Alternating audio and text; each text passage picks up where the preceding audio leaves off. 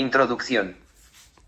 En el contexto contemporáneo de reconfiguración del sistema internacional, el comercio internacional ha dejado de operar exclusivamente como un mecanismo de intercambio económico para convertirse en un instrumento estratégico de poder. Las tensiones comerciales, particularmente entre las principales potencias, evidencian un desplazamiento del orden liberal internacional hacia un escenario caracterizado por la rivalidad geopolítica, el proteccionismo selectivo y la utilización del comercio como herramienta de presión política y estratégica. Las denominadas guerras comerciales representan una manifestación concreta de esta transformación estructural. A través de medidas arancelarias, bloqueos tecnológicos, restricciones financieras y políticas industriales estratégicas, los estados buscan preservar o ampliar su posición relativa de poder en un sistema internacional en transición. En este escenario, la confrontación entre Estados Unidos y la República Popular China se erige como el caso paradigmático de una competencia que trasciende lo económico para insertarse en una disputa por la hegemonía global. La presente investigación analiza las guerras comerciales como parte integral del reacomodo geopolítico contemporáneo, entendiendo al comercio internacional como un campo de batalla del poder global, donde convergen intereses económicos, estratégicos, tecnológicos y de seguridad nacional. Antecedentes. El estudio de la relación entre comercio y poder ha sido abordado históricamente desde diversas corrientes teóricas, que van desde el liberalismo económico clásico hasta los enfoques realistas y estructuralistas del sistema internacional. Durante gran parte del siglo XX, el comercio internacional fue concebido como un factor de interdependencia que favorecía la cooperación y la estabilidad global, especialmente bajo el liderazgo hegemónico de Estados Unidos tras la Segunda Guerra Mundial. Sin embargo, el proceso de globalización, el ascenso de nuevas potencias económicas y el debilitamiento del orden liberal internacional han modificado esta dinámica. A partir de la crisis financiera global de 2008 y, de manera más evidente desde 2018, las políticas comerciales de las grandes potencias han adoptado un carácter crecientemente confrontativo, evidenciando el retorno de prácticas proteccionistas y de estrategias geoeconómicas orientadas a la contención del adversario. En este contexto, la guerra comercial entre Estados Unidos y China marca un punto de inflexión en el sistema internacional, al poner de manifiesto la utilización deliberada del comercio como instrumento de competencia estratégica, así como la erosión de los mecanismos multilaterales de gobernanza económica. Justificación e importancia. La relevancia de esta investigación radica en la necesidad de comprender las guerras comerciales más allá de una lectura meramente económica. Analizar estos conflictos desde una perspectiva geopolítica y geoeconómica permite identificar los intereses estructurales que subyacen a las decisiones comerciales de los estados y su impacto en la redistribución del poder global. Asimismo, el estudio resulta pertinente para el campo del comercio internacional, en tanto cuestiona los supuestos tradicionales del libre comercio y evidencia las limitaciones del sistema multilateral frente a la competencia entre potencias. La investigación contribuye al análisis crítico de la relación entre comercio, poder y seguridad nacional, ofreciendo elementos para entender las transformaciones actuales del orden internacional y sus implicaciones para terceros países. Desde una perspectiva académica, el trabajo aporta a la discusión teórica sobre hegemonía, transición de poder y geoeconomía, fortaleciendo el análisis interdisciplinario entre las relaciones internacionales y el comercio internacional. Planteamiento del problema. El sistema internacional atraviesa una etapa de transición caracterizada por el debilitamiento de la hegemonía estadounidense y el ascenso de nuevas potencias, particularmente China.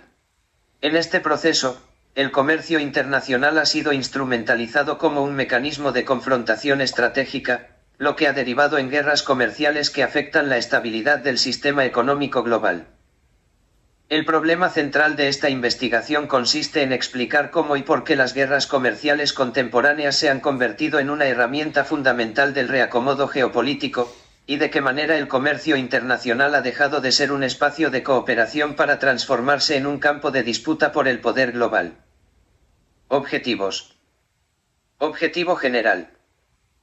Analizar la viabilidad del comercio internacional como instrumento de poder geopolítico en el contexto de las guerras comerciales contemporáneas y el proceso de reacomodo del sistema internacional. Objetivos específicos. Contextualizar el surgimiento de las guerras comerciales dentro del marco teórico de la geopolítica y la geoeconomía. Analizar la relación entre hegemonía, redistribución del poder y políticas comerciales en el sistema internacional. Examinar el caso de la guerra comercial entre Estados Unidos y la República Popular China iniciada en 2018, identificando sus dimensiones económicas, tecnológicas y estratégicas. Evaluar las implicaciones de las guerras comerciales para el orden internacional, las cadenas globales de valor y los países terceros. Hipótesis. Las guerras comerciales contemporáneas no responden únicamente a desequilibrios económicos o comerciales, sino que constituyen una estrategia geopolítica orientada a la preservación o disputa de la hegemonía en el sistema internacional, transformando al comercio internacional en un instrumento central de poder y confrontación global. Metodología. La metodología utilizada en el presente trabajo es de carácter cualitativo, con un enfoque descriptivo y analítico, sustentado en la investigación documental. Se realiza una revisión sistemática de literatura académica especializada en geopolítica, geoeconomía, comercio internacional y teoría de las relaciones internacionales. Asimismo, se emplea el análisis histórico estructural para comprender la evolución del sistema internacional y los cambios en la distribución del poder global. El estudio de caso de la guerra comercial entre Estados Unidos y China permite examinar empíricamente la utilización del comercio como herramienta de confrontación estratégica, identificando sus principales mecanismos e implicaciones. Resumen. La presente tesis analiza las guerras comerciales contemporáneas como una expresión central de la disputa por el poder en el sistema internacional, entendiendo al comercio internacional no únicamente como un intercambio económico, sino como un instrumento estratégico de carácter geopolítico y geoeconómico. En un contexto de reconfiguración del orden mundial, las relaciones comerciales se han transformado en un campo de confrontación indirecta entre potencias, particularmente entre Estados Unidos y la República Popular China, cuya rivalidad ha puesto en evidencia el debilitamiento del orden liberal internacional y la transición hacia un sistema más fragmentado y multipolar. El estudio se desarrolla a partir de un enfoque descriptivo y documental, sustentado en la revisión de teorías clásicas y contemporáneas de la geopolítica, la geoeconomía y el comercio internacional, así como en el análisis histórico del sistema internacional y de los cambios estructurales en la distribución del poder global. Se examinan conceptos clave como hegemonía, estabilidad hegemónica, redistribución del poder, seguridad nacional y proteccionismo, con el objetivo de comprender cómo las políticas comerciales se han convertido en herramientas de presión, coerción y contención estratégica.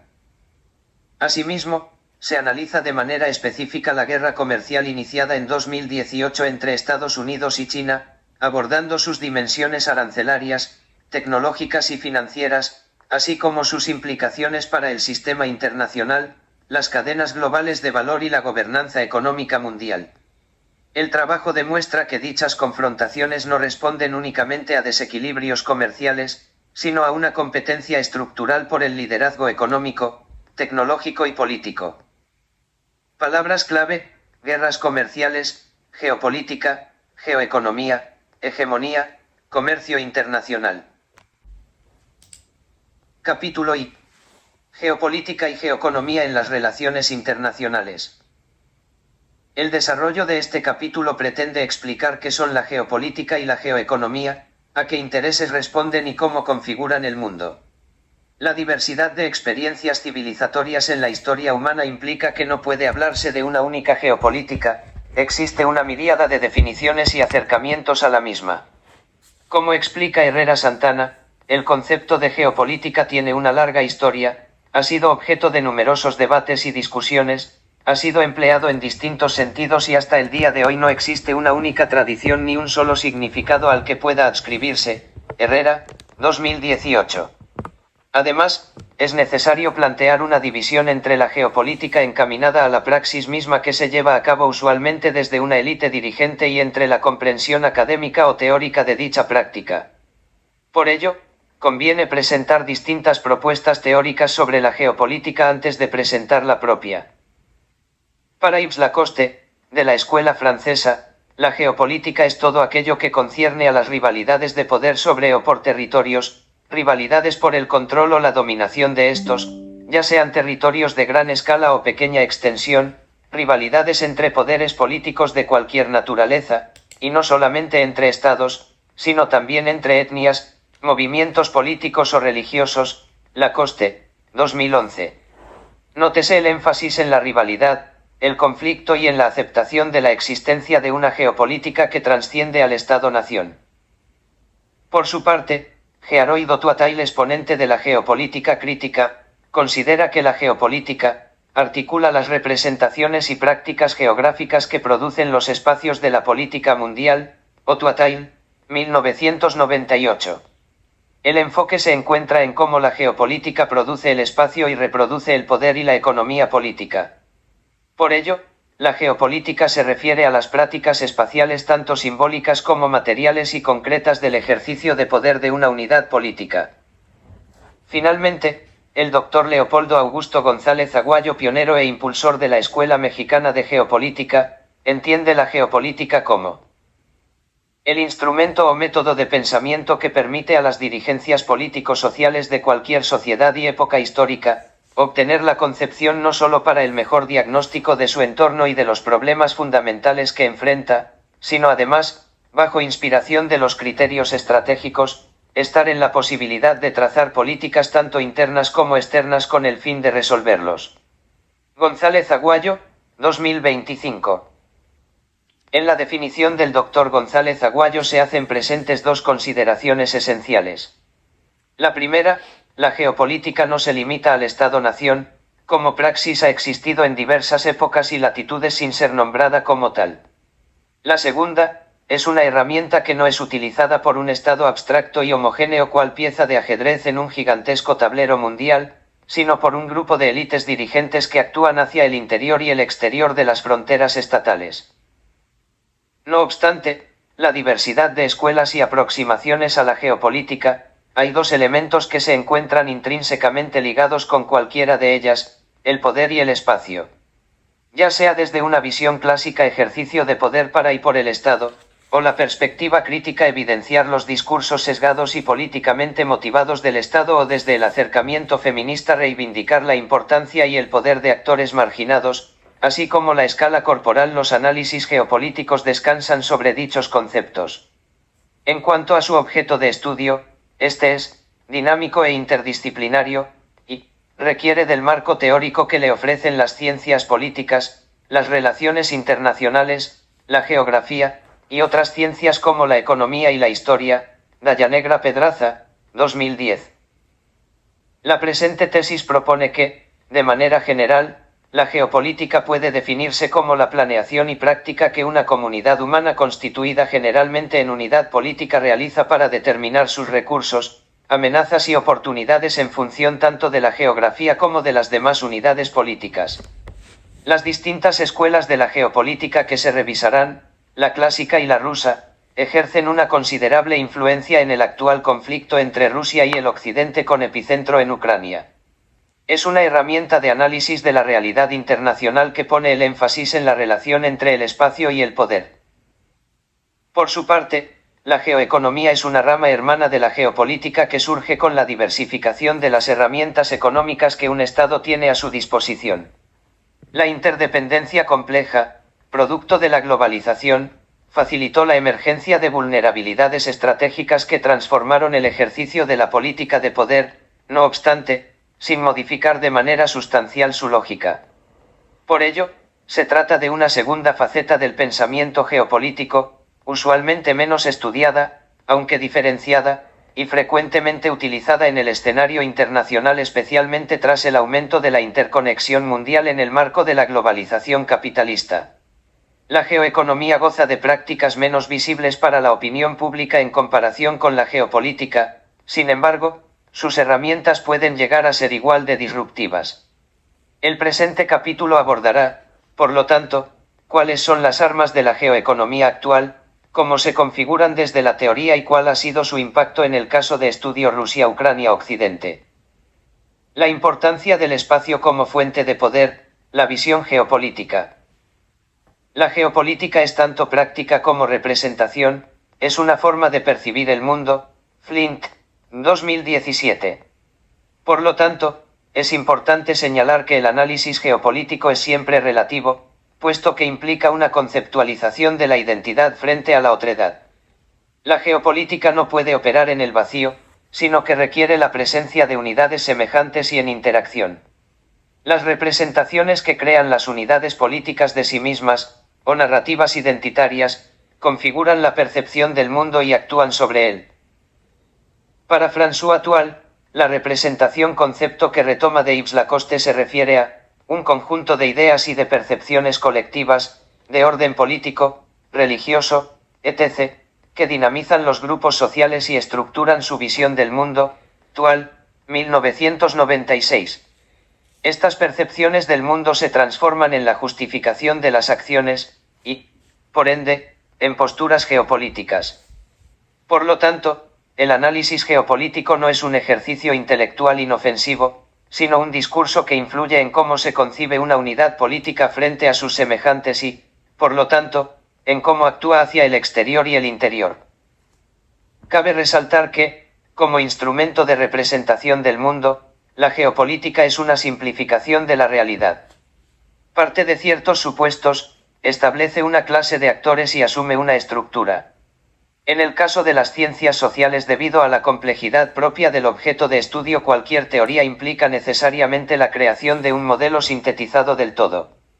Sea cual sea el enfoque utilizado, poner el acento en la parte a estudiar implica obviar el resto. Lo anterior es una consecuencia inevitable de poseer un objeto de estudio complejo, dinámico y cambiante. Si bien a través de la historia diversas civilizaciones han desarrollado estrategias propias y pensamientos que podrían ser catalogados como geopolíticos, el surgimiento de la geopolítica moderna está ligado al ascenso de los estados-nación como unidades predominantes de la política internacional. Flint, 2017, por lo que su concepción es eminentemente occidental. En este sentido, durante la mayor parte de su historia intelectual, la geopolítica ha lidiado con los estados monolíticos como actores principales. Este acercamiento se ha visto crecientemente criticado con el entendimiento de la política exterior como un equilibrio de fuerzas en un momento y con el ascenso de actores post-westfalianos como las empresas transnacionales, las organizaciones no gubernamentales, los grupos de presión, los medios de comunicación, el crimen organizado transnacional, etc.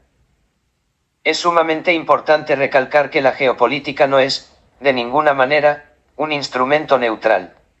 Desde el interior de las unidades políticas, el conocimiento geográfico, parte integral de los conceptos espacio-poder, se ha utilizado para producir el espacio en función de mitos identitarios. Los mapas son la encarnación más visible de dicha producción.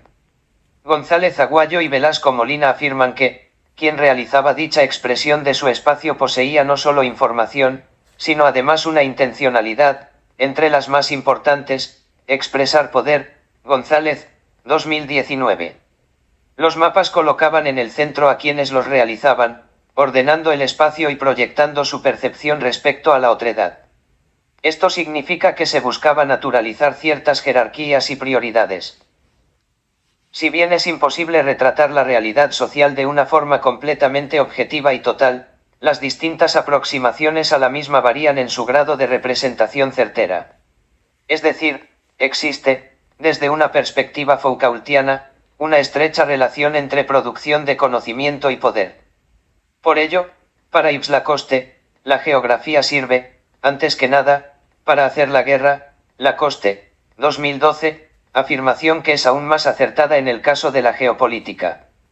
Para el pensador francés, el conocimiento geográfico es una herramienta sumamente poderosa que se encuentra monopolizada por las élites a partir de presentarla como una disciplina inútil, aburrida y sin sentido que les permite, en primera, organizar el espacio doméstico, y en segunda, avanzar y proteger sus intereses ante otras élites en el plano internacional, es decir, hacer la guerra.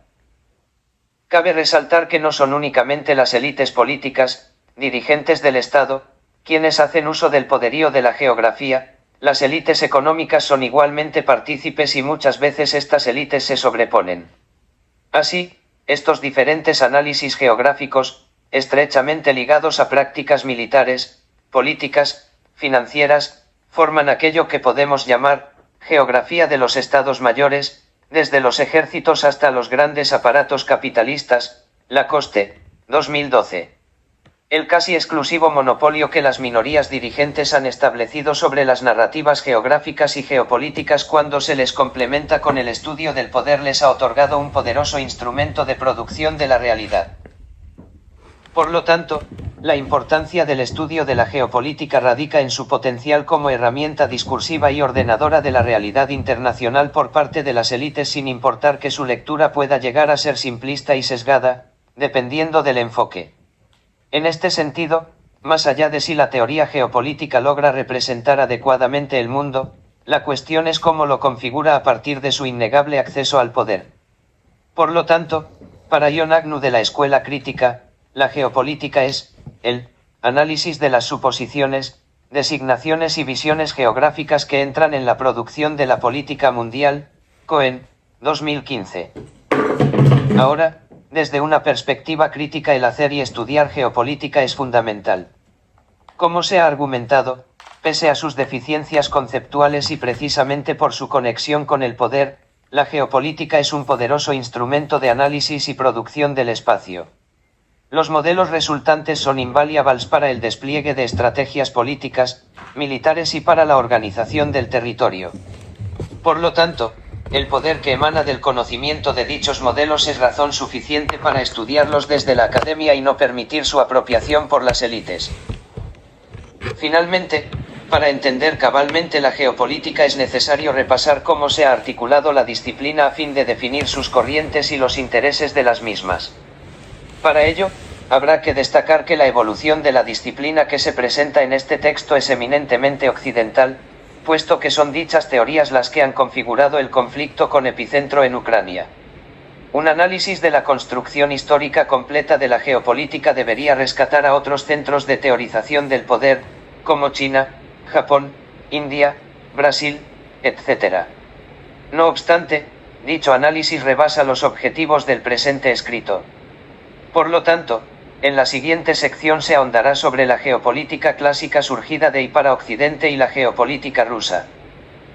Después de revisar las contribuciones de la geopolítica clásica y la rusa, será evidente que estas no son tanto representaciones exactas del mundo como producciones del espacio en función de los intereses de las élites. Sería una falacia afirmar que el común de la población británica se beneficiaba con la expansión imperial de Londres o que las condiciones del campesinado ruso mejoraron con la anexión de Polonia o Finlandia. Para los pueblos sometidos al colonialismo europeo, poco importaba si la metrópolis era París, Berlín o Ámsterdam.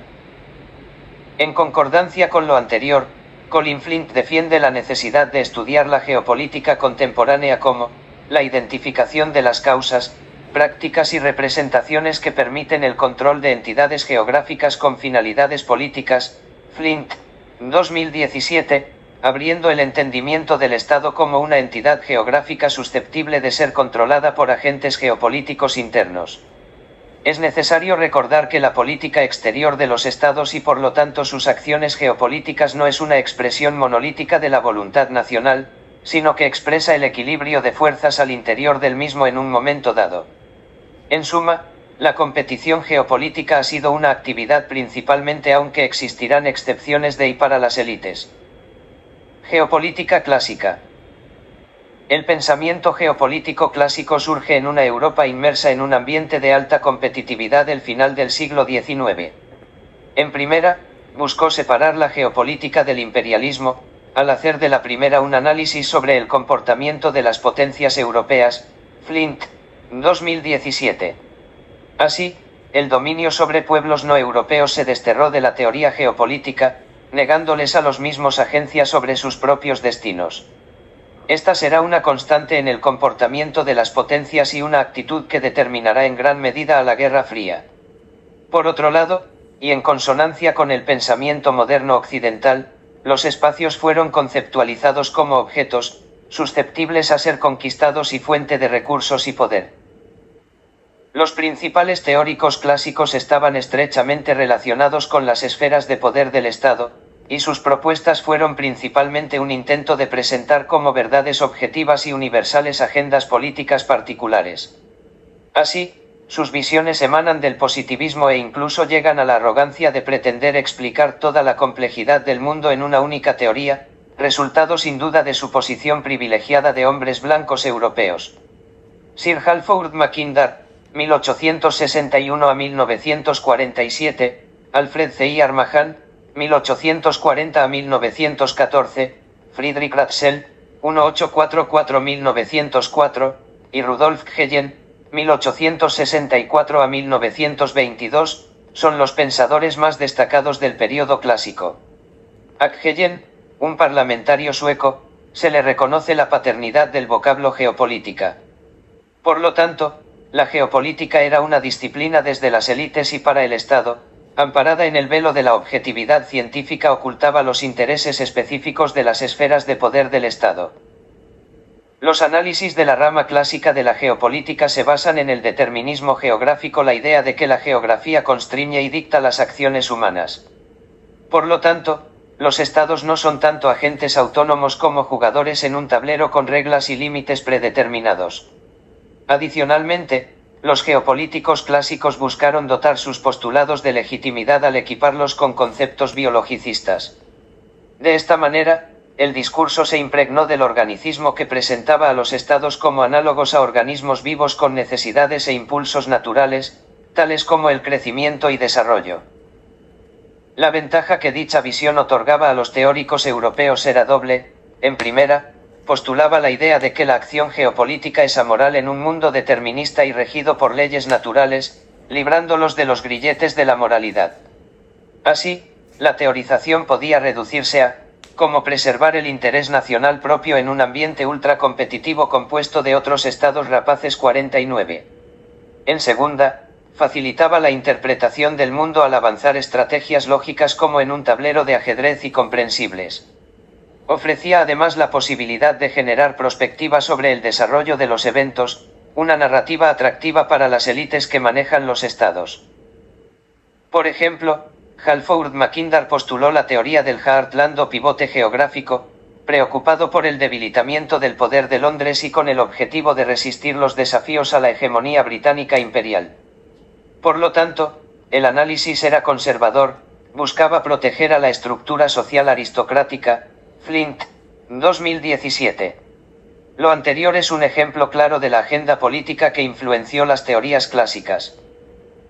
Mackinder expone sus ideas principales en The Geographical Axis of History de 1904, el eje geográfico de la historia, donde argumenta que la posición más ventajosa para el Estado es el centro. En el caso del globo, dicho centro se ubica en el corazón de Eurasia, la zona contemporáneamente conocida como Asia Central, territorio que conceptualiza como heartland o corazón del mundo. De este territorio han emanado fuerzas políticas de naturaleza autoritaria, jerárquica y no democrática ni comercial como los mongoles, pueblos escitas, hunos, alaanous, etc., que han ejercido presión sobre el creciente interior. Mackinder, 2004.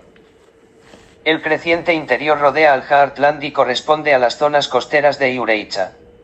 De acuerdo con el postulado, en esta zona surgió el desarrollo intensivo de la civilización humana. El heartland y el creciente interior combinados configuran la isla del mundo.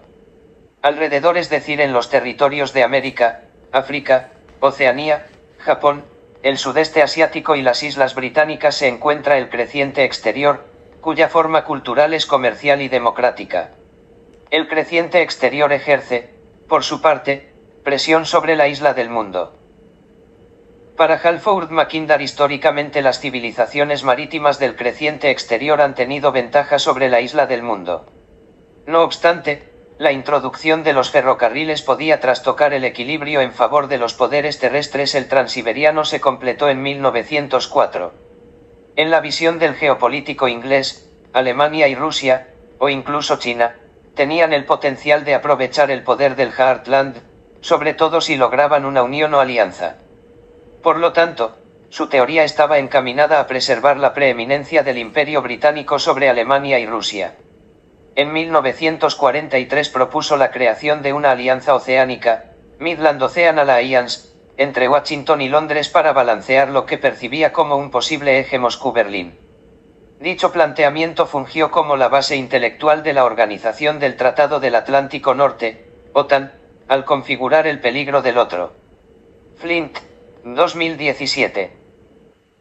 Para Alexander Gelievich Dugin, ideólogo ruso contemporáneo de tendencias fascistas y nacionalistas, la rusofobia occidental es más geopolítica que ideológica. El objetivo del noratlantismo, el Occidente, es evitar por cualquier medio la misma posibilidad de crear un bloque euroasiático, que configure una unión estratégica de Rusia y Alemania, fortaleciendo geopolíticamente al corazón del mundo y su expansión. Gelievich, 2010. Si bien la crítica de Dugin está también políticamente motivada por su clara oposición al noratlantismo, este tema se tratará a fondo en el siguiente subapartado. Es innegable que la visión de Mackinder ha configurado narrativamente un enemigo primero en Alemania y, ante la adhesión de esta al mundo occidental, en Rusia. Dicho postulado ha tenido consecuencias tangibles sobre la política internacional, mismos que se abordarán en esta investigación. Cabe resaltar, en suma, que Sir Halford Mackinder es el epítome de la geopolítica clásica. En primera, su teoría afirmaba ser neutral y universal, no obstante, es claramente una visión sesgada y occidental de la geohistoria que creó una narrativa a favor de intereses imperiales. El resumen de su análisis en una simple frase: quien gobierne Europa del Este, Mitteleuropa, Bernard, 2015, comanda el Heartland. Quien gobierne el Heartland comanda la isla del mundo y quien gobierne la isla del mundo comanda el mundo, estaba diseñado a influenciar la política exterior del Imperio Británico. En segunda, la carrera académica de Mackinder estaba íntimamente relacionada con la élite dirigente del Estado británico, fundó la Escuela de Geografía de Oxford, fue director de la Escuela de Economía de Londres y sirvió en el Parlamento. Flint, 2017. En el caso del almirante estadounidense Alfred C. Armahan, sus obras Influence of Sea Power Upon History de 1890, la influencia del poder marítimo en la historia, y The Interest of America in Sea Power de 1897, el interés de Estados Unidos en el poder marítimo, repercutieron sobre la política exterior de los presidentes William M. McKinley, 1897 a 1901, y Theodore Roosevelt, 1901 a 1909. Asimismo, el Kaiser Wilhelm II también tomó nota de los postulados del almirante. El principal aporte de Mahan a la representación del mundo fue establecer una distinción entre los poderes marítimos y los terrestres. De igual manera, abocó la defensa de las líneas costeras y el establecimiento de una red de bases terrestres como las que el Imperio Británico estableció tras el Congreso de Viena en defensa de sus intereses comerciales. La alianza que proponía entre Washington y Londres estaba encaminada en primera, a balancear a los poderes terrestres euroasiáticos, y en segunda, a evitar un conflicto frontal con la Marina Real Británica. Las ideas de C. Armahan sentaron las bases de la geoestrategia estadounidense que sigue vigente hasta nuestros días e incluso jugaron su rol en el desarrollo del Imperio alemán como una potencia naval que amenazó la hegemonía británica antes de la Gran Guerra. Fueron, también, la justificación de Washington para defender la doctrina Monroe, el continente americano como área de influencia exclusiva de Estados Unidos, y la expansión de un imperio estadounidense aunque nunca se definieran como tal en territorios insulares como Cuba, Puerto Rico, Hawái, las Filipinas, Guam y la zona del Canal de Panamá. La ideología del destino manifiesto, por su parte, bebió también de las ideas del destino marítimo de Estados Unidos. Los postulados del almirante Mahan dieron también un impulso a la expansión ideológica del capitalismo de libre mercado y la democracia, al afirmar la relación entre las instituciones domésticas, el poder marítimo, el comercio y una civilización global pacífica y comerciante. Helvevich, 2010, por su parte, la victoria aliada en la Segunda Guerra Mundial contra la Alemania nazi y la implosión de la Unión de Repúblicas Socialistas Soviéticas, URSS, confirmaron para los estatistas estadounidenses la superioridad de las teorías navales de Mahan, puesto que éste había propuesto que una alianza anglo-estadounidense compuesta de bases estratégicamente posicionadas alrededor de Ureicha conferiría dominio mundial. La perspectiva de Mahan llegó al punto de prever que algún día una alianza entre Washington, Londres, Tokio y Berlín haría causa común contra Pekín y Moscú, lo cual refleja, hasta cierto punto, el estado actual de la política internacional. Bernard, 2015. De los postulados geopolíticos de Mackinder y Mahan puede inferirse que, más que ser estudios objetivos de la realidad internacional, estos construyeron un discurso estratégico entre el mundo anglosajón y la otredad. Dicho modelo del mundo dirige la política exterior anglosajona hasta nuestros días y continúa moldeando el pensamiento de las élites que manejan la OTAN, máxima expresión del noratlantismo frente a Ureicha. Asimismo, es la narrativa que se encuentra presente en el actual conflicto con epicentro en Ucrania. Rusia se concibe como este enemigo natural al mundo democrático, civilizado y librecambista al que se le debe hacer causa común desde los estados de creciente exterior. En esta misma línea, para Saul Bernard Cohen, la política de contención estadounidense durante la Guerra Fría se basaba en las visiones de Mackinder de 1904 y 1919, mientras que los objetivos de Washington tras la caída del muro de Berlín están en consonancia con la visión más compleja de Mackinder que ésta presentó en 1943. Bernard, 2015. En otro orden de ideas, conviene revisar los postulados de la Escuela de Múnich y de la posibilista francesa, puesto que representan dos extremos opuestos del motor de la geopolítica. Mientras que los primeros afirmaban la existencia de un determinismo geográfico y de leyes naturales a las que se encontraban sujetas los estados en tanto unidades dentro de un sistema, los segundos trasladaron el poder de acción a los individuos desplazando a un segundo plano los factores geográficos. El debate intelectual entre la Escuela de Múnich y el posibilismo francés, y sobre todo el punto medio entre ambas posturas, continúa siendo relevante para la geopolítica contemporánea. Ilustración 1. Análisis geopolítico del Pacífico desde la perspectiva de Estados Unidos. Robert Stein A. T. Mahan, 25 marzo 1910, The Papers of Alfred C. Mahan, Correspondence 1908 a 1910, CFCIRC, disponible en http://3ubs.ignon-line.org/alfred-to-de-value-of-the-maratime-strategic-to-of F1869-F18690.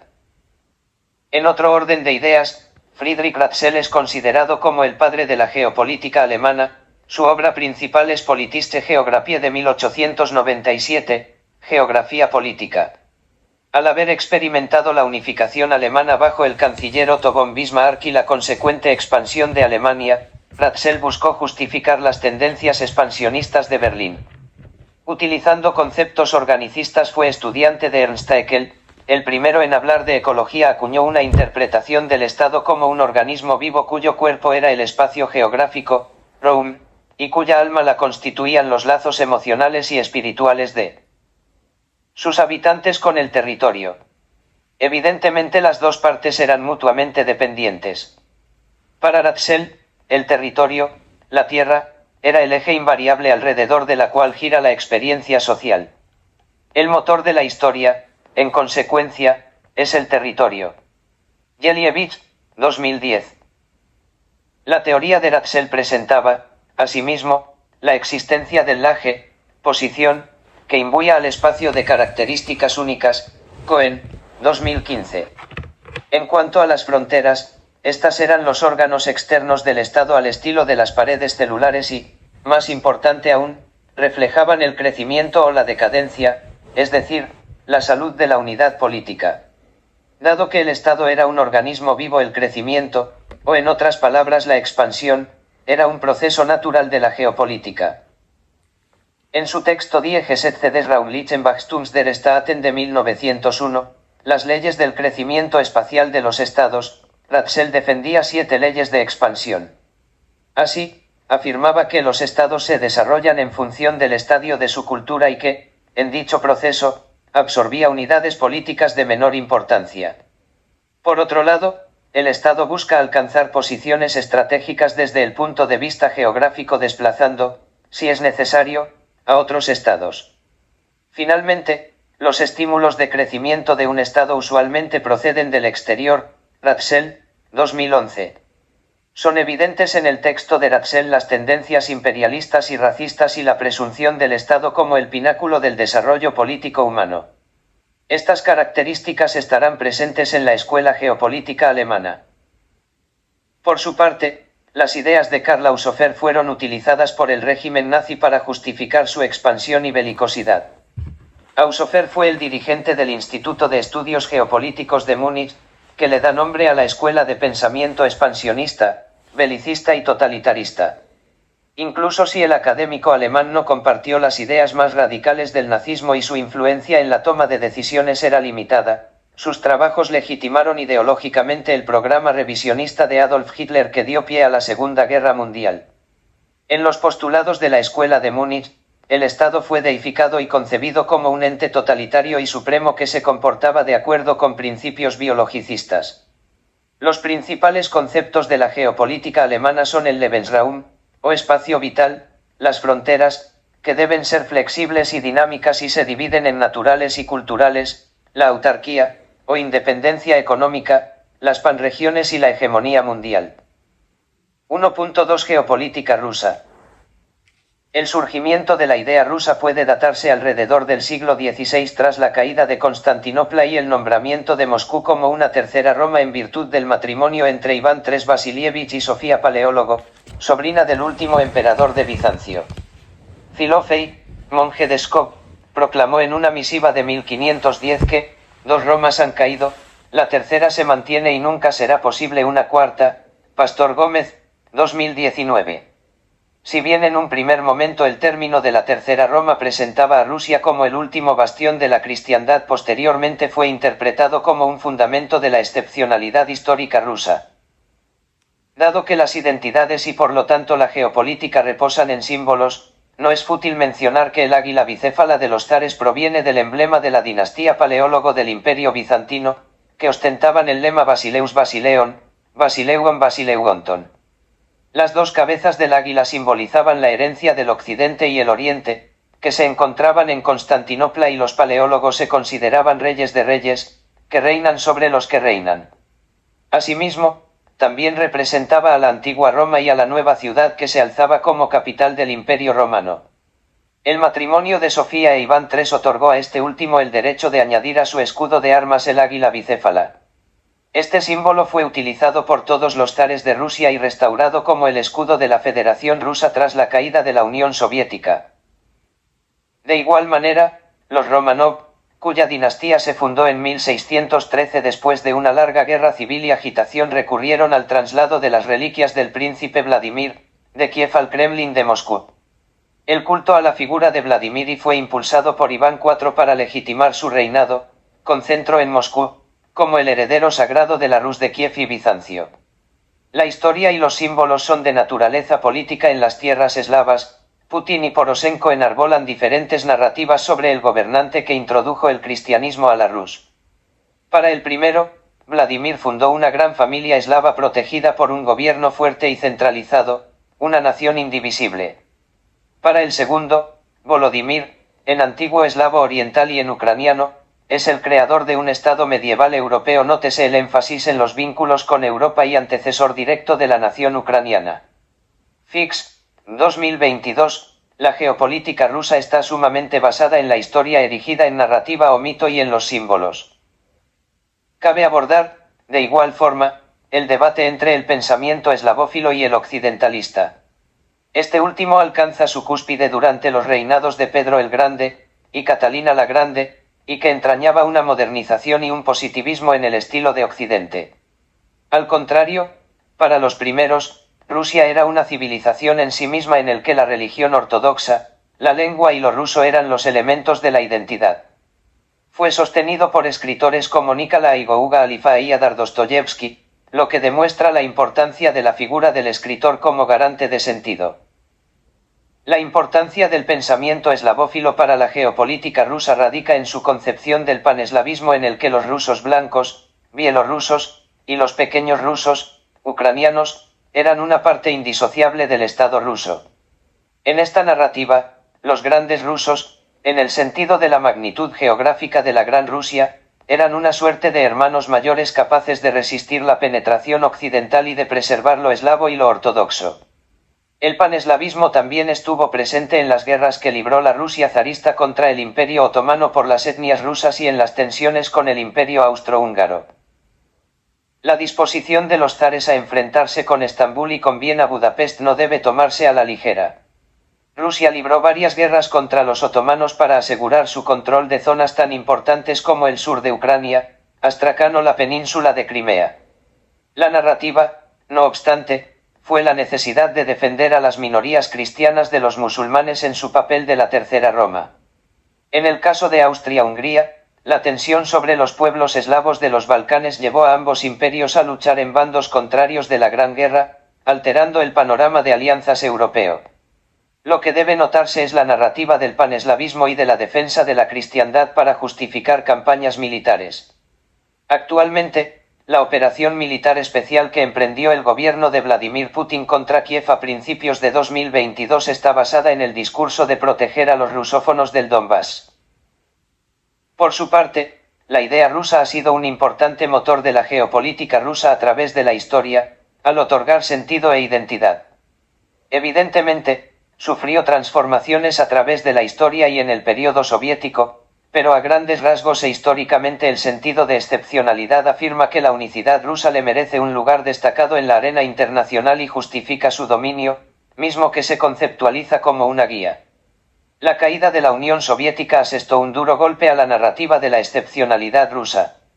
No por nada Moscú perdió el 23.549% de sus territorios, Watson, 2021.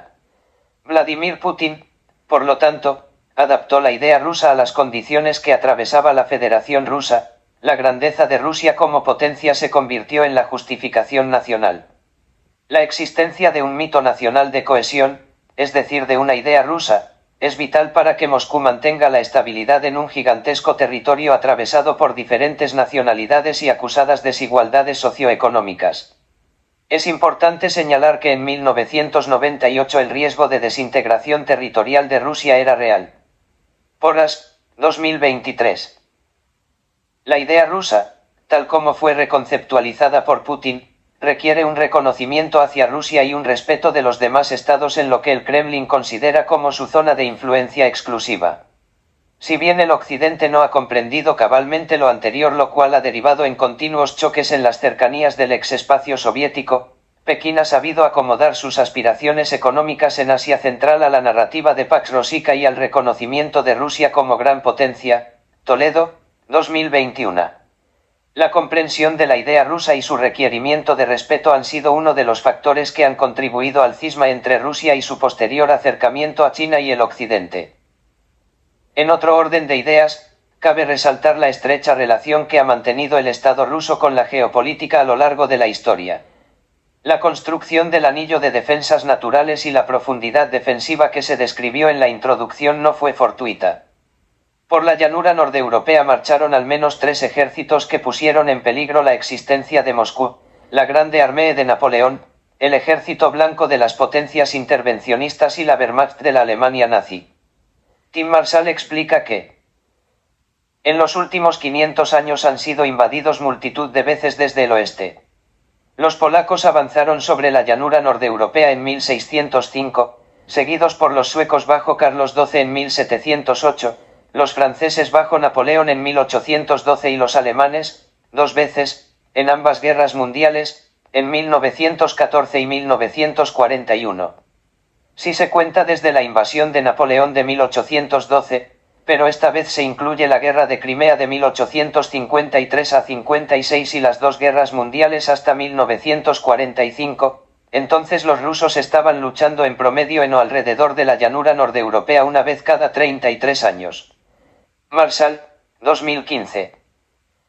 En este sentido, es necesario destacar el temor al envolvimiento que ha atravesado históricamente al Estado ruso. A pesar de su profundidad defensiva, la llanura noreuropea es un punto débil por el que han marchado diversos ejércitos. Como consecuencia de su construcción histórica, el Kremlin se toma con mucha seriedad las características estratégicas del territorio y se rehúsa a verse cercado como durante los primeros años de la Unión Soviética. Dado que cada uno de los antiguos miembros del Pacto de Varsovia, el instrumento de defensa colectiva de Moscú, con la lógica excepción de Rusia, es actualmente miembro de la OTAN o la Unión Europea, Marshall, 2015, los temores rusos al envolvimiento parecen fundados. Por otra parte, Peter Nikolayevich Savitsky, 1895 a 1968, fue un importante geopolítico de ascendencia ucraniana, fundador del movimiento euroasiático. En su percepción, Rusia es una singularidad civilizatoria que se encuentra en una verdadera posición central dentro del continente euroasiático. Así, Rusia tiene más razones que China para llamarse el Reino Central, Yelievich, 2010. Esta centralidad le otorga una identidad y lo convierte en un mundo independiente en sí mismo, ni parte de Europa, ni parte de Asia, sino una síntesis entre las dos. Las realidades del bosque europeo y la estepa asiática se encarnan en Rusia, creando una civilización por derecho propio. Mientras que Mackinder otorgaba al creciente insular la posición privilegiada como resultado de las fuerzas contrarias de la historia, Savitsky hace lo propio con Rusia al proclamarla como una síntesis de la historia y del mundo. Por lo tanto, Rusia no es tanto un estado como una civilización imbuida de lo ario y lo eslavo, de la tradición ortodoxa y de los pueblos túrquicos. Savitsky afirma que Rusia es heredera de los grandes Khanes, sucesora de la causa de Chinguiz y Timur, unificador de Asia. En ella conviven elementos históricos, sedentarios y esteparios. Yelievich, 2010. Dicha exaltación de Asia y de los tártaros planteaba un desafío a la visión europea que calificaba cualquier cultura allende sus fronteras como bárbara. En otro orden de ideas, el concepto de lugar de desarrollo es análogo al Raum Alemanies de influencia organicista. En consecuencia, el entorno sociopolítico y su territorio deben conformar una individualidad geográfica, un todo coherente. La propuesta de Savitsky se encuentra en línea con el pensamiento de Vidal de la Blanche, que defendía la indivisibilidad de Francia en función de la unidad cultural. De acuerdo con Alexander Dugin, el lugar de desarrollo permitió al pensamiento euroasiático propugnar una unidad geopolítica que rechazaba los conceptos fragmentarios del racionalismo occidental. Detrás de la intrincada frase, evitar, los euroasiáticos, la necesidad positivista de descomponer analíticamente los fenómenos históricos, Dugin busca justificar la existencia de Rusia como una entidad racional en sí misma por sobre las consideraciones de nacionalidad o etnia. Además, menciona que la tradición intelectual rusa gravita hacia la idea de totalidad. Cabe mencionar la diferencia entre los adjetivos «ruski» y «rossiyski», que, si bien en español son sinónimos, en ruso se refieren a conceptos diferentes. El primero engloba a la etnia rusa, específicamente a aquellos eslavos de la Gran Rusia. El segundo, por su parte, se refiere a la ciudadanía rusa, Matos, 2017. Por lo tanto, rossiyski es un adjetivo mucho más amplio que ruski y permite englobar bajo el manto de lo ruso a la gran variedad de culturas y nacionalidades que habitan en el gigantesco territorio de Rusia, otorgando un sentido de cohesión e identidad. Así, por ejemplo, el imperio ruso que fundó Pedro el Grande era el Rossiyskaya Imperija, reemplazando al zarato ruso de Iván IV Vasilievich, que tenía como nombre oficial Ruskoye Tsarstvo. Nótese el cambio de adjetivo de ruski a rossiyski. El Estado ruso actual lleva el nombre de Rossiyskaya Federatsiya, que implica una concepción de lo ruso más allá de lo únicamente eslavo. Otra de las aportaciones de Savitsky es la ideocracia, término que engloba las formas de gobierno no democráticas e iliberales basadas en valores no utilitarios ni materialistas, que defendía la construcción del Estado euroasiático desde arriba hacia abajo en función de una idea espiritual a priori. Dicha estructura sociopolítica debía estar gobernada por una clase de líderes espirituales y de voluntad fuerte. Esta idea se oponía directamente al pragmatismo comercial de Mahan y Mackinder revisado anteriormente. Se encuentra aquí, igualmente, la justificación de la autocracia rusa que se llegó a considerar indisociable de la cultura de Rusia y de los dirigentes comunistas que llegaron a consolidarse en verdaderos zares rojos. El gobierno centralizado y fuerte de Vladimir Putin, que dicta incluso cuáles son las ideas correctas e incorrectas para la sociedad, se encuentra dentro del supuesto anterior. Ante la percepción de un enemigo exterior, el pueblo ruso tiende a cerrar filas en torno a un hombre fuerte.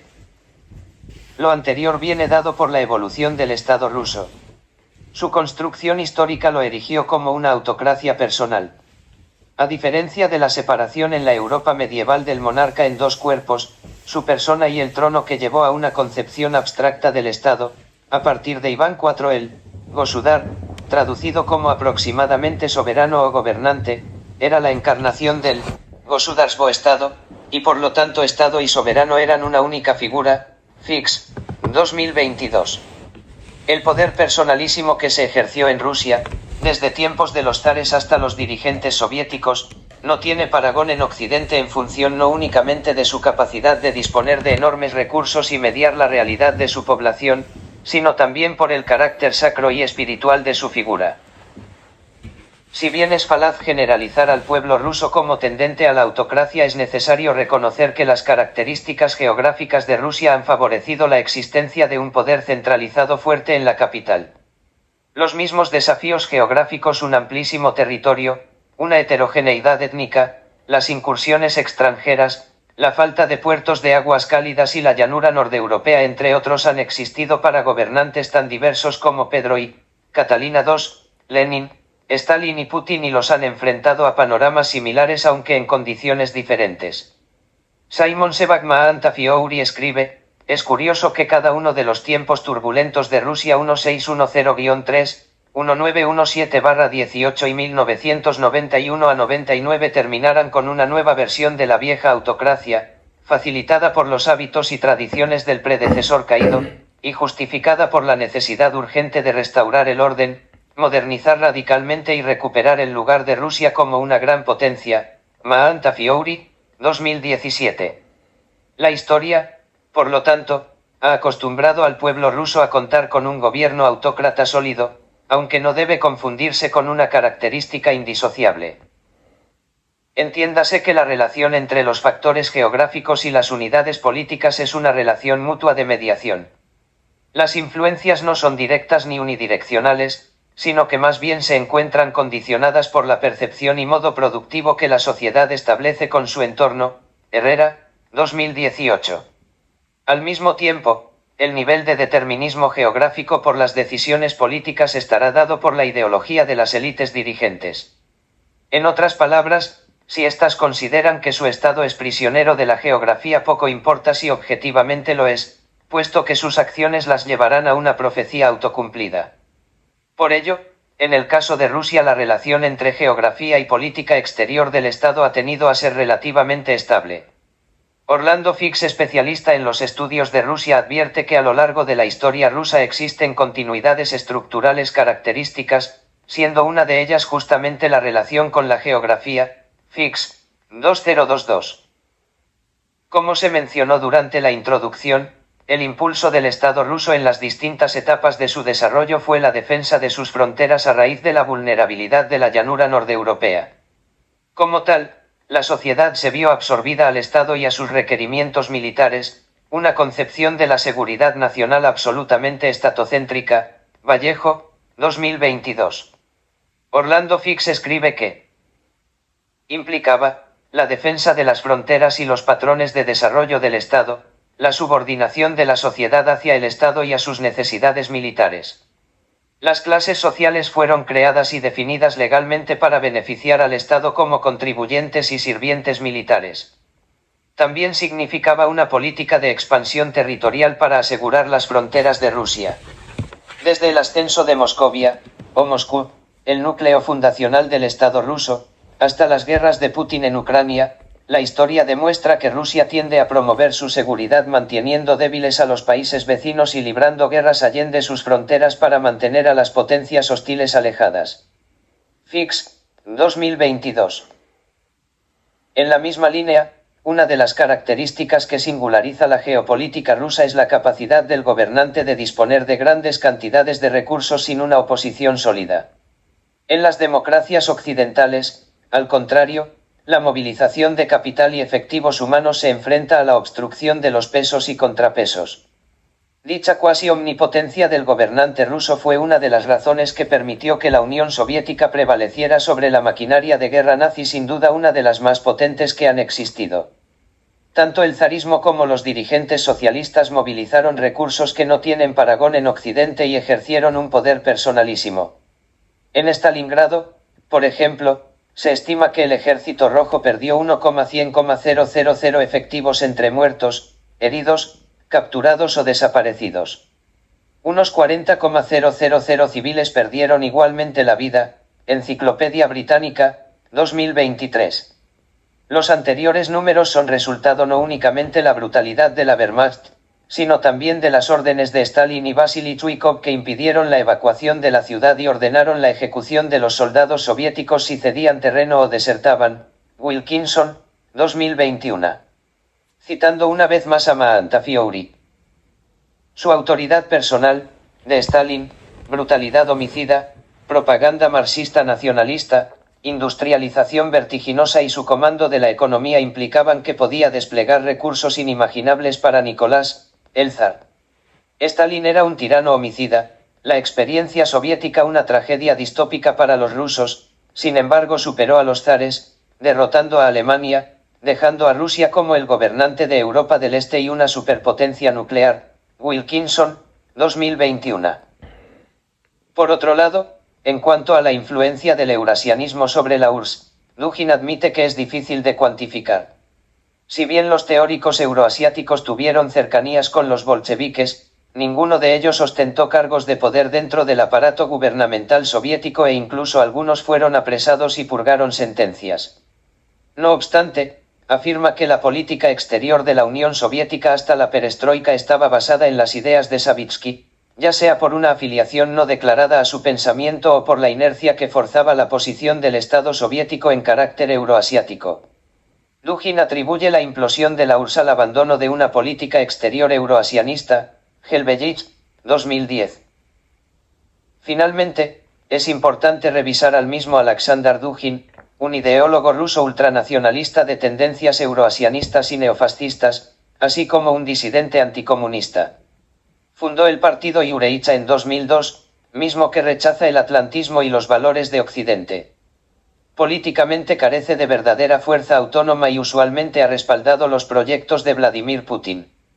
Su principal libro, Fundamentos de Geopolítica, El futuro geopolítico de Rusia, se publicó en 1997 y ha tenido un importante impacto en las Fuerzas Armadas de Rusia, siendo utilizado incluso como libro de texto.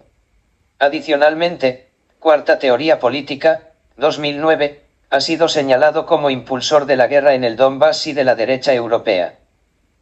Si bien su influencia en el gobierno ruso y sobre todo en la política exterior de Vladimir Putin no está clara y debe ser matizada, sí debe reconocerse que como cualquier geopolítico reconocido coadyuva a la creación de una narrativa identitaria. No por nada su hija fue víctima de un atentado en agosto de 2022 que acabó con su vida, ataque que algunos especulan estaba dirigido contra Alexander por su posición ante la invasión rusa de Ucrania. Tanto Alexander como su hija Daria Alexandrovna Dugina han sido sancionados por Londres y Washington en su papel de voceros del régimen de Vladimir Putin. Roth, 2022. Dado que Alexander es una figura controversial, mediática y vinculada con la extrema derecha, al analizar sus postulados es necesario aplicar una doble óptica. En primera, aquellos que son evidentemente una justificación geopolítica de la preeminencia rusa, y en segunda aquellos que tienen valor geopolítico por sí mismo. Aún así, es importante recordar que la geopolítica no puede ser sino parcial. Alexander Dugin bebe de la tradición intelectual del eurasianismo y sería correcto catalogarlo de neoeurasianista. Uno de sus principales postulados es la caracterización de Rusia como una estructura territorial independiente cuya seguridad nacional y soberanía son análogas a la del continente euroasiático. En este sentido, los intereses estratégicos de Rusia son percibidos como idénticos a los de Yureitsa. Esta característica es exclusiva del Estado ruso y el neoeurasianismo no la concede a ningún otro país del continente. Las civilizaciones occidentales, identificadas con el bosque, carecen de un entendimiento profundo de la estepa y se mueven únicamente por un deseo de dominio. En esta misma línea, Dugin afirma que solo Rusia tiene la posibilidad de unir pacíficamente el continente y transformarlo en una entidad geopolítica coherente y soberana, capaz de resistir las fuerzas del atlantismo y proveer desarrollo independiente para sus miembros. Asimismo, en su texto se observa un temor por la supervivencia de la unicidad rusa, eternamente asediada desde este y oeste y siempre a la defensiva. Esto es en cierta parte un resultado de la construcción histórica del Estado ruso y un constante flujo de invasiones. No obstante, también es una útil justificación para el imperialismo practicado desde la época de los zares. Esta lucha por la supervivencia, que se equipara con la existencia autónoma de Yureicha, requiere la recolección del imperio, es decir, la recuperación de las zonas de influencia de la URSS. Nótese que dicha recolección del imperio se presenta como una condición indispensable para la soberanía del continente. Aceptando los postulados de Mackinder sobre el eje geográfico de la historia, Dugin lo identifica plenamente con Rusia y previene sobre la importancia de mantener el control de las zonas costeras. En otras palabras, advierte que el conflicto entre la América atlantista y la Rusia euroasiática se concentrará en los crecientes, las regiones periféricas entre ambas zonas de influencia. Una de las estrategias que han utilizado los geopolíticos anglosajones o talasocráticos es la técnica de la anaconda, que busca controlar y mantener regiones del creciente. Por lo tanto, el choque en Asia-Pacífico y en Europa sería una condición inevitable. Bajo esta óptica, el Kremlin debe resistir la penetración occidental en una zona tan cercana e importante para el mundo eslavo como Ucrania. De igual forma, señala que el atlantismo identificado con los valores occidentales tiene una misión de expansión y dominación mundial. Esta dominación unipolar condenaría a Yureicha a una histórica inexistencia. Para resistir la pérdida de identidad y soberanía de Yureicha, Rusia debe construir una nueva bipolaridad. El conflicto es ineludible, puesto que para el Occidente un retorno a la bipolaridad sería mortalmente peligroso. Dicha bipolaridad no sería únicamente benéfica para Yureicha, sino que, al romper el dominio de la talasocracia liberal, permitiría que cada bloque geopolítico pudiera elegir su propio sistema de valores de manera autónoma. La equiparación del bienestar de Rusia con el bienestar de Yureicha e incluso del mundo tiene tintes mesiánicos que recuerdan a la proclamación de Moscú como la Tercera Roma. Asimismo, para Dugin el imperialismo ruso es casi abnegado, puesto que de faltar una Rusia fuerte e independiente, la isla del mundo se sumirá en el caos. Así, China penetrará en el Heartland, Europa absorberá Ucrania, Belarus y la Rusia europea o el mundo islámico integrará las regiones del Volga, Asia Central y el sur ruso. El peligro radica en que ninguno de ellos alcanza el nivel de síntesis entre este y oeste que Rusia se adjudica. Otra idea importante que se desprende del texto de Dugin es la identificación inequívoca del espíritu del pueblo ruso con la construcción imperial. El ideólogo llega tan lejos como para afirmar que el pueblo ruso, 9.1, concepto ambiguo que no llega a definir, no tiene un Estado, puesto que la Federación Rusa FR no ha alcanzado el estatus de Estado ruso en pleno derecho. En su visión, la FR no tiene una historia clara, ni fronteras que respondan a realidades, ni una coherencia étnica o económica. Cabe señalar que un punto importante que ha radicalizado a los conservadores en Rusia ha sido el declive demográfico de los rusos étnicos, Porras, 2023. En la misma línea, para Dugin es el pueblo ruso y no tanto la Federación Rusa o la ex Unión Soviética, el que debe encontrarse en el centro del análisis geopolítico. Al dotarlo de un espíritu mesiánico y civilizatorio, lo convierte en un sujeto de la historia por derecho propio y en una entidad política. Así, tanto el Gran Ducado de Moscovia, el Zarato ruso, el Imperio ruso, la URSS y la actual FR, son simplemente expresiones en un momento dado de la grandeza histórica del espíritu ruso y de su misión civilizatoria universal. En el presente caso de análisis, la principal consecuencia de elevar al pueblo ruso, étnicamente definido, como una entidad política per se, es que este último obtiene primacía sobre cualquier Estado. En consecuencia, las consideraciones occidentales sobre la soberanía estatal y la autodeterminación de los pueblos quedan subsumidas ante el interés superior del pueblo ruso. Bajo dicha óptica, la invasión de un Estado como Ucrania en defensa de la población rusa es perfectamente justificable. No obstante, más allá de las consideraciones teóricas de Dugin, en el comportamiento del gobierno en el Kremlin se observan actitudes que no casan completamente con la geopolítica clásica. Es así que a Rusia le importa mantener una narrativa tanto al interior como al exterior que justifique sus acciones. Por ello, no basta con ejercer el poder haciendo de este su propia justificación, sino que es importante contar con una defensa de su política exterior tanto para la comunidad internacional como para su población. El Kremlin, en consecuencia, ha impulsado la narrativa de Ucrania como un estado secuestrado por grupos neonazis que cometen genocidio contra los rusófonos del Donbass bajo la aquiescencia del Occidente. Así, al igual que en la Gran Guerra Patria, Rusia se erige en un guerrero por necesidad contra las fuerzas del nazismo. Dicha justificación ideológica que rompe con los supuestos de la geopolítica clásica y con el concepto de ideocracia de Savitsky pone de manifiesto la existencia de fenómenos que deben analizarse bajo otras ópticas más allá del realismo. Teoría del libre mercado y su afectación por las guerras comerciales actuales. El panorama económico global actual se caracteriza por una creciente volatilidad e imprevisibilidad, en gran parte debido al resurgimiento de fracturas geopolíticas, el unilateralismo nacionalista y un marcado proteccionismo comercial, lo que representa un alejamiento significativo de la gobernanza multilateral que ha prevalecido durante décadas. Luo, 2023. Este escenario ha generado un umbral elevado de incertidumbre en los estados, provocando una mayor inestabilidad en las normas comerciales y en las finanzas internacionales. Lorenzini y Doval, 2020. Esta era de desorden global desafía directamente los principios del libre mercado, que tradicionalmente abogan por una mínima intervención estatal y la libre circulación de bienes y servicios a través de las fronteras. Luo, 2023. No obstante, la intensificación de las tensiones geopolíticas y la adopción de políticas proteccionistas por parte de diversas naciones han propiciado un cambio de paradigma que cuestiona la viabilidad y los resultados óptimos que la teoría del libre comercio promete. Luo, 2023. La globalización, que alguna vez se consideró un proceso imparable ligado al avance del capitalismo, ahora enfrenta el desafío de movimientos antiglobalización y populismos nacionalistas que promueven discursos proteccionistas y xenófobos. Montañez y Suárez, 2021.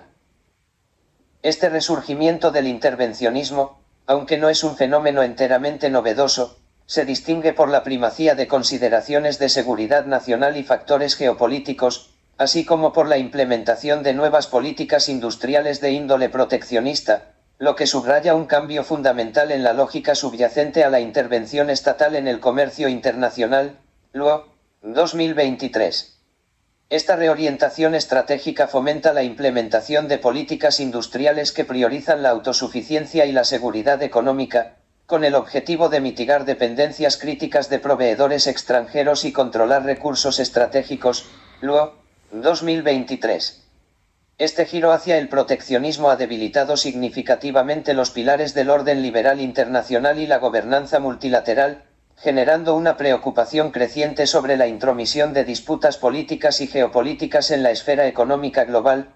Campano, 2023, Zelikovic, 2023. Estos eventos recientes, que incluyen la pandemia de 2020, han puesto de manifiesto la fragilidad de la interdependencia económica global y han impulsado a los estados a una retracción interna para fortalecer sus capacidades productivas y autonomía nacional. Abdal y Ferreira, 2021. Este nuevo paradigma refleja la creencia de que el mundo ha entrado en una era de rivalidad sistémica entre potencias geopolíticas, marcada por disparidades significativas en estándares relacionados con cadenas de suministro y propiedad intelectual. Luo, 2023. Sin embargo, la teoría moderna del comercio, que asume mercados de competencia perfecta, a menudo no refleja las condiciones del mercado real, lo que lleva a la promoción del proteccionismo como una estrategia viable en tiempos de crisis económica. Ortiz, 2019. Este cuestionamiento al liberalismo y el resurgimiento de posturas proteccionistas han llevado a varios estados a implementar políticas que amenazan con desandar el esquema de globalización que parecía haberse consolidado a finales del siglo XX. Palacio, 2023. Las recurrentes crisis económicas, exacerbadas por la pandemia de COVID-19, han alimentado una resistencia generalizada a la globalización, tanto en naciones desarrolladas como en economías emergentes, lo que ha impulsado el restablecimiento de políticas proteccionistas anacrónicas que amenazan la estabilidad del sistema multilateral de comercio. Palacio, 2023.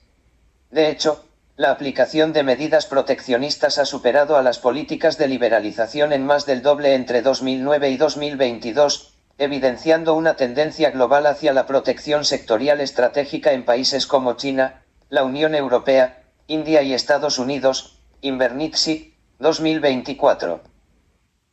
Esta intensificación del proteccionismo ha provocado una desglobalización o, al menos, un estancamiento en la integración de los mercados globales desde la crisis financiera de 2008, revirtiendo 2 décadas de creciente interconexión económica. Montañez y Suárez, 2021.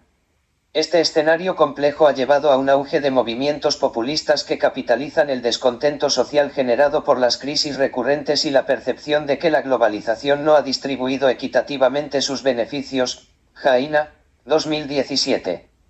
Este fenómeno, evidenciado por el Brexit y el gobierno de Donald Trump, ha propiciado un escenario internacional de endurecimiento de medidas proteccionistas y tensiones políticas que desalientan la cooperación multilateral. González, 2022. En efecto, la globalización experimenta una paradoja al coexistir con un proteccionismo creciente, manifestado en la implementación de acuerdos comerciales preferenciales y el desarrollo de cadenas de valor globales que, si bien incrementan la interconexión, también erigen barreras comerciales adicionales. Albertoni, 2023. Esta dualidad entre interdependencia y proteccionismo revela una trayectoria contradictoria que la literatura económica aún no ha explorado completamente. Albertoni, 2023. Esta contradicción sugiere que los mecanismos institucionales que impulsaron la liberalización comercial durante décadas, como los acuerdos comerciales preferenciales, pueden ahora funcionar como canales para la propagación de medidas proteccionistas menos evidentes, como las barreras no arancelarias. Albertoni, 2023. La presión ciudadana por la soberanía y la búsqueda de soluciones a problemas económicos también ha impulsado un resurgimiento del populismo nacionalista, el cual promueve el proteccionismo y la repatriación de inversiones, al tiempo que exige el cierre de fronteras a migrants. Ramírez, 2019. Este fenómeno, visible en el triunfo de Donald Trump y el Brexit, revela una contestación social generalizada contra las instituciones que sostienen el proceso de globalización. Sanauja y Díaz, 2019. Este escenario de desglobalización y proteccionismo se ha visto exacerbado por líderes pro-globalización, como Estados Unidos y el Reino Unido, que paradójicamente han revertido su postura, adoptando políticas que antes condenaban. Jaina, 2017, Park, 2018.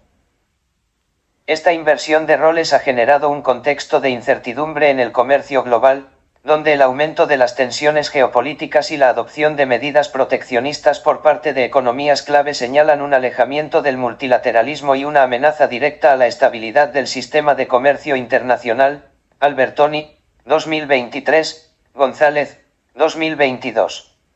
Este cambio de paradigma resalta la creciente dificultad de los organismos internacionales, como la Organización Mundial del Comercio, para regular eficazmente las prácticas comerciales de los estados, especialmente ante la proliferación de medidas no arancelarias y el uso de la política comercial como herramienta geopolítica. Albertoni, 2023. Esta tendencia hacia el bilateralismo y el regionalismo comercial se consolida, cuestionando la relevancia de la OMC como foro principal para la resolución de disputas y la formulación de normativas comerciales a nivel global. Albertoni, 2023, Zelikovic, 2019. Este panorama complejo es exacerbado por el surgimiento de un proteccionismo turbio que, si bien menos visible, genera conflictos comerciales bilaterales en un contexto de alta interdependencia económica. Albertoni, 2023. La emergencia de movimientos nacionalistas y antiglobalistas en Europa, América y Asia ha intensificado estas tensiones, lo que ha llevado a un resurgimiento de los conflictos comerciales y geopolíticos. Tarba et al. 2024.